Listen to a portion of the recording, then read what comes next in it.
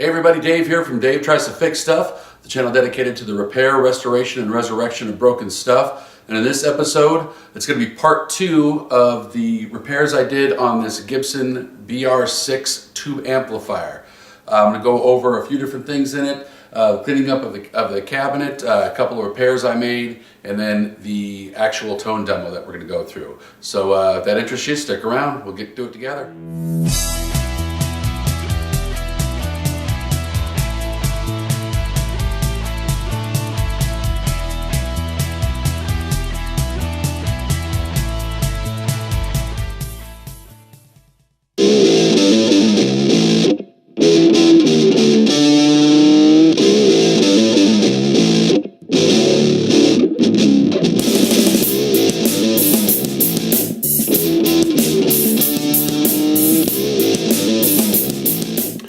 So, you know, the more I'm looking at this, the more I'm thinking this is actually not the original. This isn't the original handle. I mean, this thing's just got some sort of, you know, cotton material, like a banding, like a gauze banding or something, that was fed through these things, wrapped around, tied off in the middle, and then just wrapped with some leather. And I don't think that's the kind of handle this was supposed to have. This is like, looks like it was a suitcase handle or something at one point. So I'm not concerned with changing this handle out at all now. So I'm going to go ahead and just cut this. And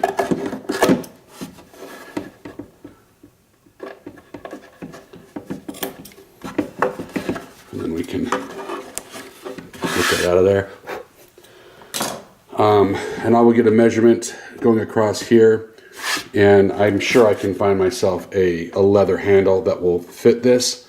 What I'm going to have to do is, if you look down in here, that right there is how these things are riveted in. You got a couple of them on here. And I think what I need to do is simply get an implement of some sort and pry those tongs back right there. On both of these, and also on the ones on the other side here, those two. And once I get those pried back, I should be able to actually remove the handle itself, or I'm sorry, the brackets for the handle itself here, and put the new piece in there, set it back down, and then rebend those prongs on the other side to get these back on there, so I can utilize the original brackets on this. And also it'll give me a chance to kind of clean the brass on this a little bit, and hopefully get some of this rust off of here. So that's the plan on that one. Okay, so here's the trick, is I have to get underneath these things here, and I want to do it without digging into the wood too much. And I don't know, I mean, like this one, maybe I can do it without too much of a problem because it's not really dug in that far, but this one looks like it's dug in pretty deep. These other ones, I don't know. So that's going to be the trick, is trying to do that. So we'll see what we can do, but there is a possibility that I might be kind of digging into the wood just a little, and I don't want to do that so much, but I think that's a better choice than to drill out these rivets. So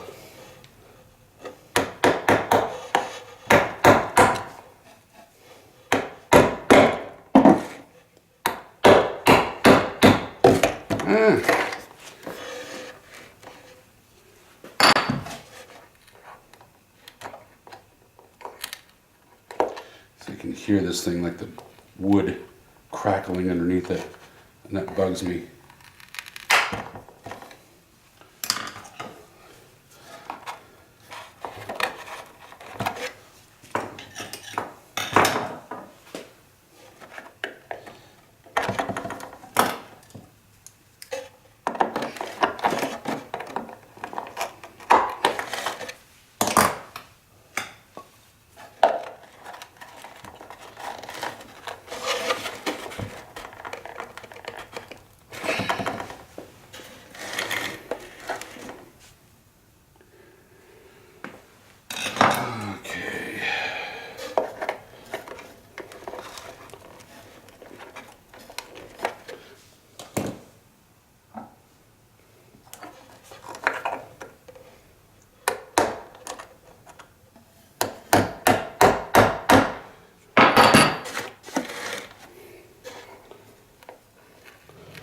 Sorry for the poor lighting. I don't know how well this is showing up or if it's going to show up or whatever, but I'm trying to do it in such a way where you can see what I'm doing. And you can see that, you know, I am in fact kind of digging into the wood here, even though I don't want to do that. But like I said, I think this is kind of my best choice.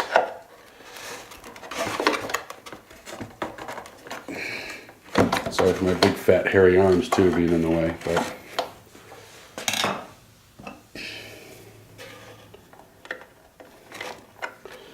okay.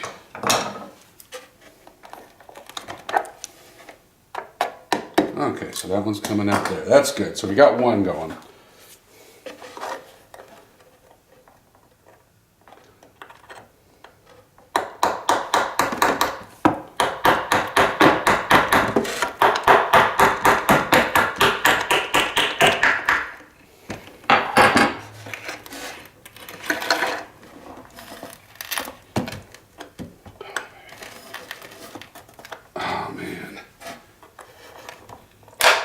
This is not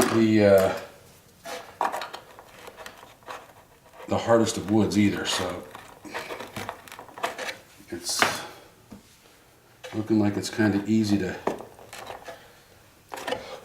dig into this. I apologize to all you out there that are cringing because of what I'm doing here. I totally understand your feelings on that, so my apologies, because it bugs me too. I don't like doing this. I don't like doing stuff that seems to cause harm.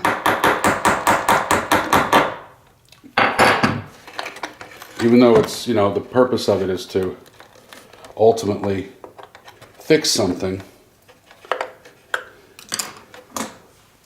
it still kind of hurts, you know. It's like having to re-break a bone to set it, kind of a thing, you know. It's not something you want to do, but it's definitely something that needs to be done, as painful as it might be. See, I don't like that, but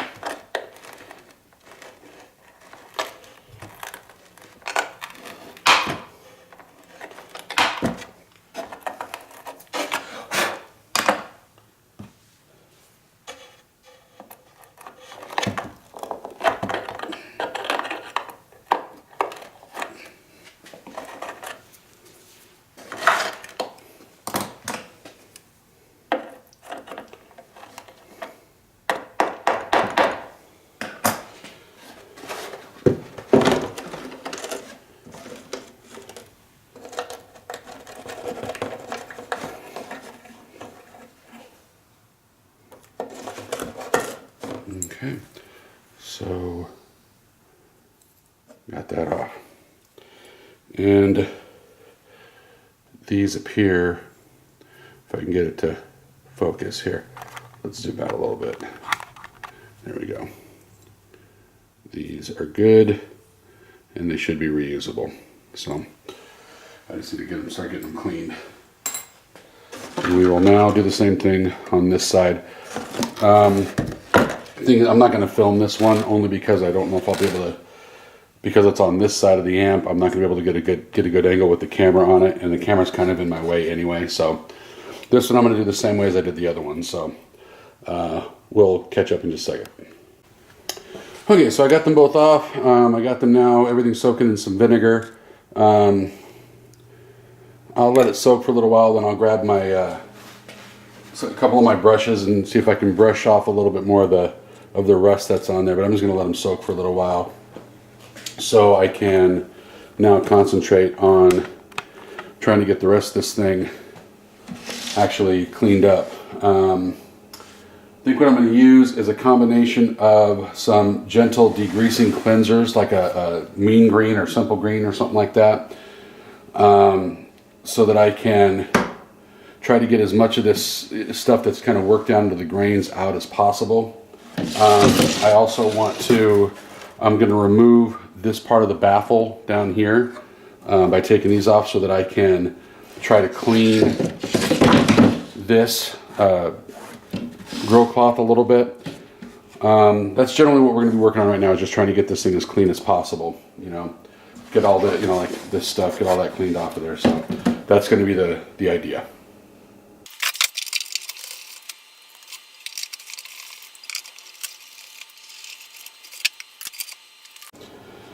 So if you look close, you can see, you know, this is where the crossbar went right here. This is where everything, you know, so you can see there's quite a bit of difference between what the color should be and what the color is. So again, I got to find a way to try to get this thing cleaned off without destroying it, because I don't want to have it all end up like this, you know, this part of it where the weave is, you know, kind of coming unraveled a little bit. I just want to get it as clean as possible.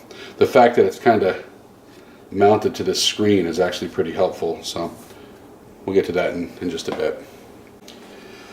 Okay, so I've got some mean green here I'm going to use. I've got a nylon brush that I think will help. I've got several microfiber cloths as well. I have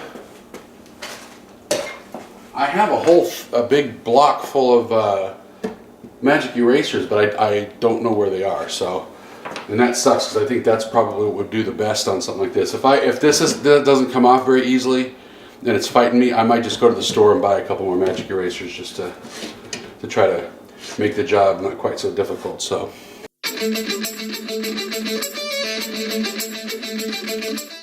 Okay, so I just wanted to show the difference. I scrubbed the top, and I have not scrubbed the side yet. So you can see all the dark spots on that, where on the top it's a lot cleaner, a lot shinier. Even though you've got all the imperfections, you've got all the, you know, little things like that, which I don't know if there's what I can do with those. Well, you know, we'll see. But this is definitely getting this thing a lot cleaner. So that's a good thing.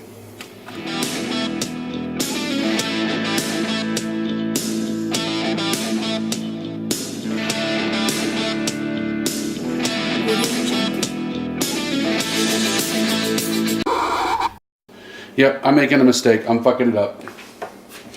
Because now I'm seeing a lot more of these things on here. So, shit. Well, you know, I'm not perfect. I fuck up. I make mistakes sometimes. So that's a good thing to know. I don't think it's this. I think it's this is causing that. It's causing this thing to actually chew up and eat up some of the finish on this thing. So it's not to say that I can't continue using. I think I can continue using the mean green, because it's really not. It's just a really light degreaser, and I don't think it's gonna. I don't think that's the problem that's causing it. But we'll find out when I use it on the back of this, because right now on the back of this there are no spots like these things where it's all messed up. Damn. Let me try this one more time here.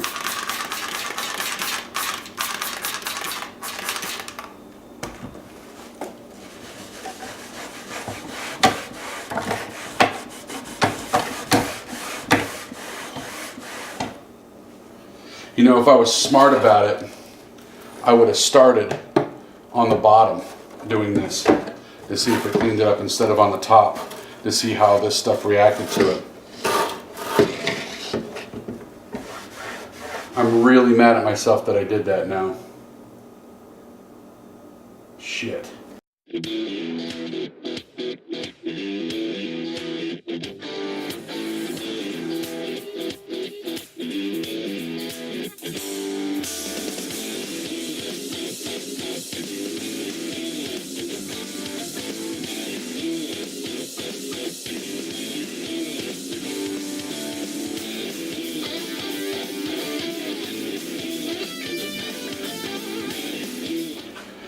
So here's the question, is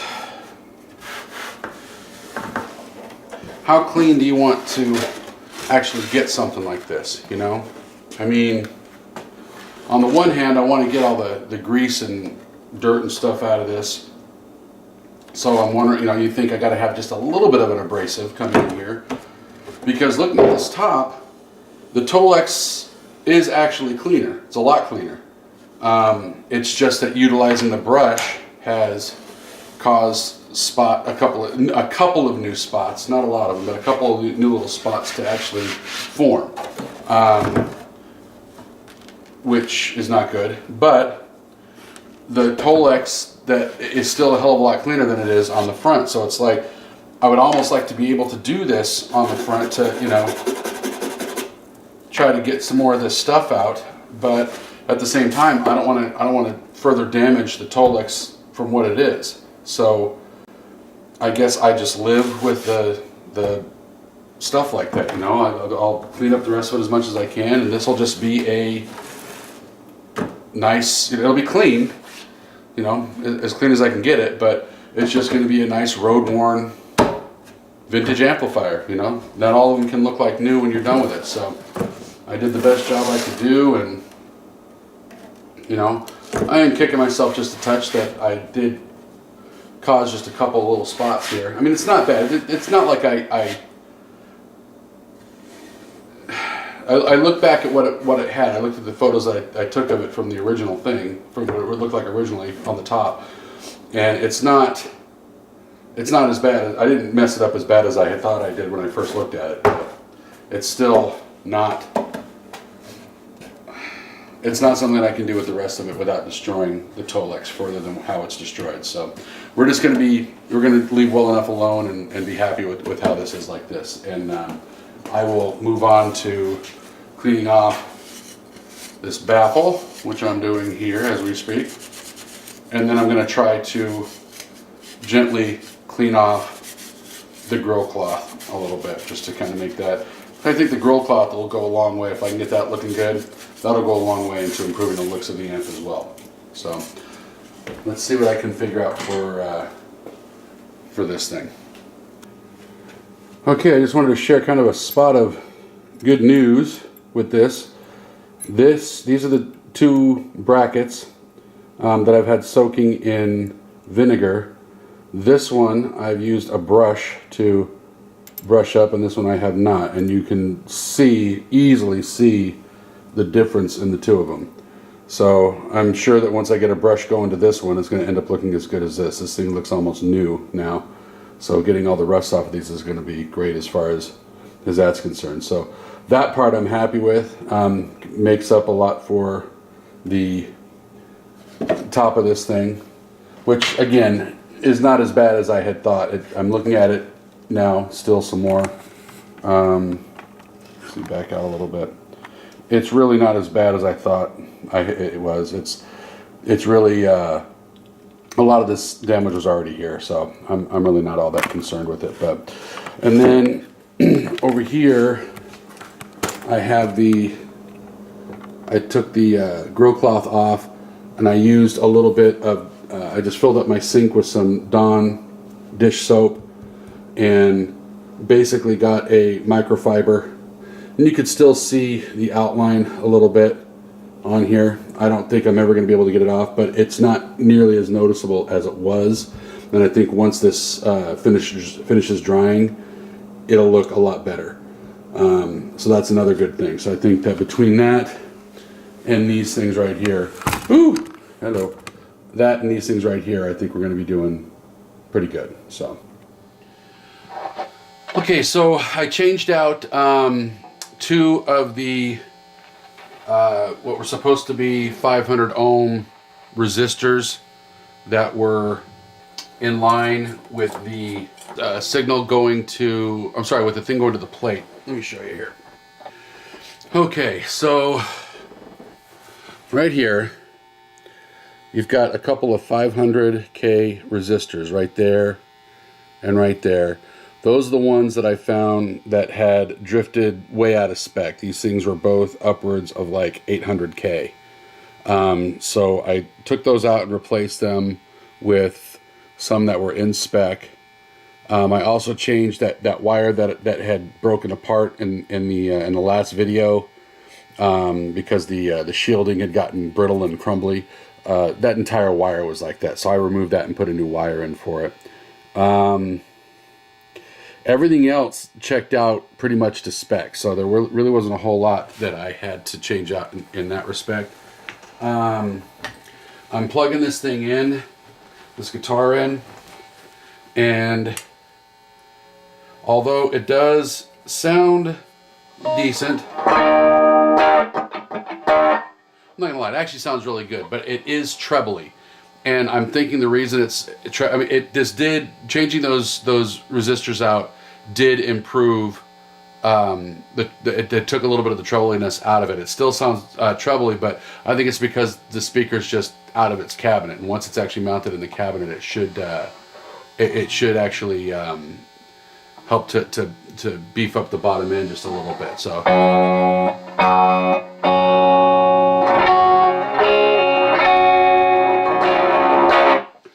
you get the idea anyway. So what I'm going to do is I'm going to mount this stuff back into the cabinet, which you've already seen me clean up. So we're going to get this all mounted back in there and see what the sound is like. There's still one more piece I'm waiting for the cabinet, but we'll get a tone sample real quick and see what we're looking at. So I'll do that and I'll be right back.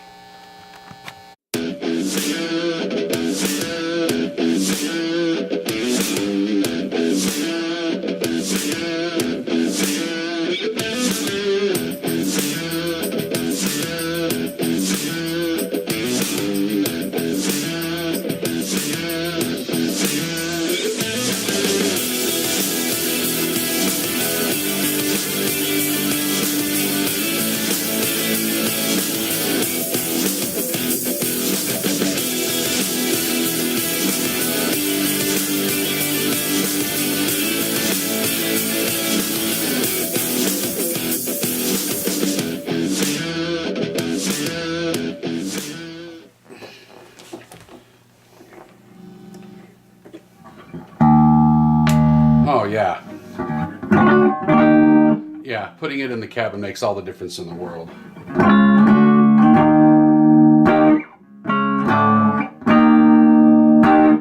Wow.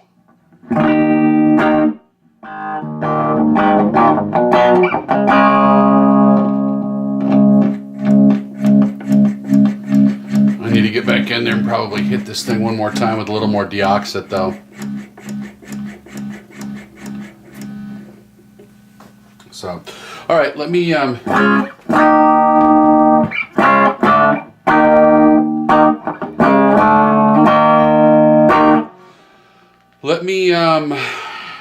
pull the chassis again one more time. I'm going to deoxit that a little bit better. Do another deoxit on the just in case on the inputs as well, and just do a general cleaning for everything. But I think this thing is really is turning out pretty nice. That I think that little scratch you hear if it sounds like something popping in, I think that's the electromagnet in this field coil speaker. Because if I turn this off,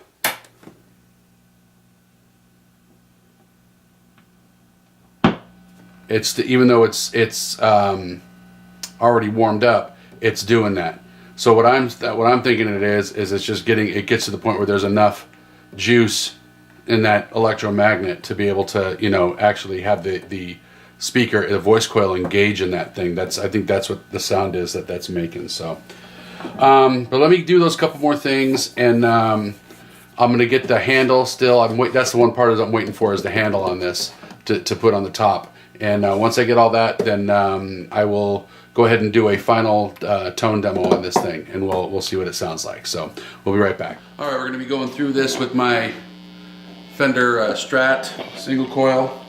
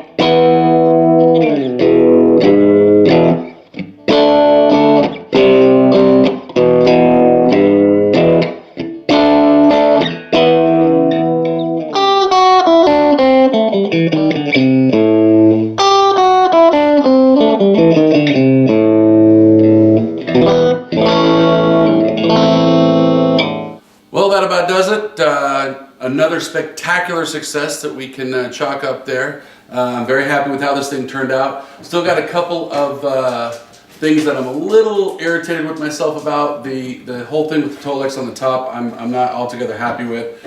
But for the most part, I think this turned out very nicely. It's got a great tone to it.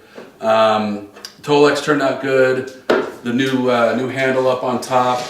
Everything in the back is looking good. It's got the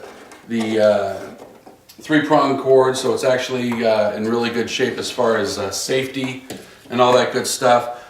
Great amplifier. Highly suggest if you have the means to pick one up. This one will be going on eBay, so if you have a chance, go check out the auction and give a nice bid on it if you like what you see, like what you hear, and hopefully it's going to sell for a decent price.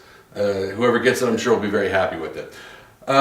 Anyway, thanks for tuning in this time. Thanks for watching. Leave comments below. Please click subscribe. Please click like if you like what you saw. And we will see you next time on Dave Tries to Fix Stuff. Thanks for watching.